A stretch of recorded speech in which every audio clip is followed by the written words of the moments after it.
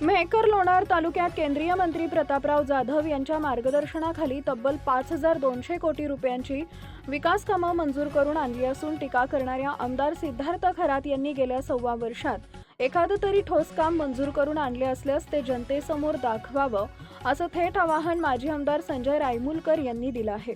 मेहकर येथील शिवसेना कार्यालयात आयोजित पत्रकार परिषदेत ते बोलत होते।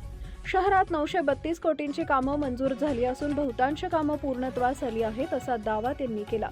सिमेंट व डांबरी रस्ते, सभामंडप, स्मशानभूमी, आरोग्य, शिक्षण, सिंचन, बांधकाम यांसह विविध क्षेत्रातील कामांचा यात समावेश असल्याचं त्यांनी सांगितलं आहे।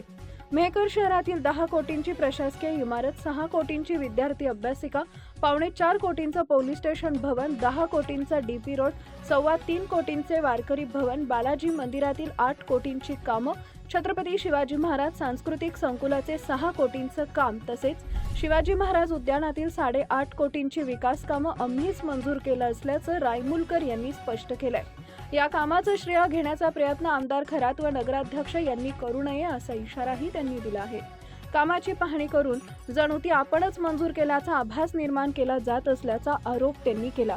ग्रामीण भागातील रस्ते दर्जेदार केले असून सर्व गावात विविध विकास कामं राबवली आहेत। मतदारसंघ भकास ठेवल्याचा आरोप चुकीचा असल्याचं ते म्हणाले।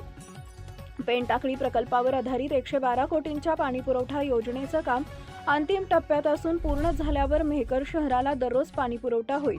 लोणार शहरातील पाणीपुरवठा योजनेचं कामही वेगानं सुरू असल्याची माहिती त्यांनी दिली आहे।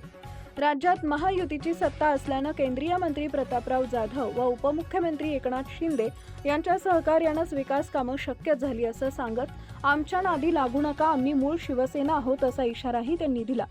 नगरपालिकेत काँग्रेस व शिवसेनेचे मिळून 20 नगरसेवक असून विरोधकांकडे केवळ 6 सदस्य आहेत, त्यामुळे निर्णय बहुमतानंच होतील असंही त्यांनी ठामपणे सांगितलंय। यावेळी तालुका प्रमुख सुरेश तात्या वाळूकर, शहर प्रमुख जयचंद बाठिया, प्राध्यापक विनोद पहाड, अमोल कंकाळ, विलास मोहरूद, समाधान साबळे आदी उपस्थित होते। नवनवीन बातम्या पाहण्यासाठी आजच विदर्भ दूत न्यूज चॅनलला सबस्क्राईब करा आणि बेल आयकॉनला सुद्धा क्लिक करा।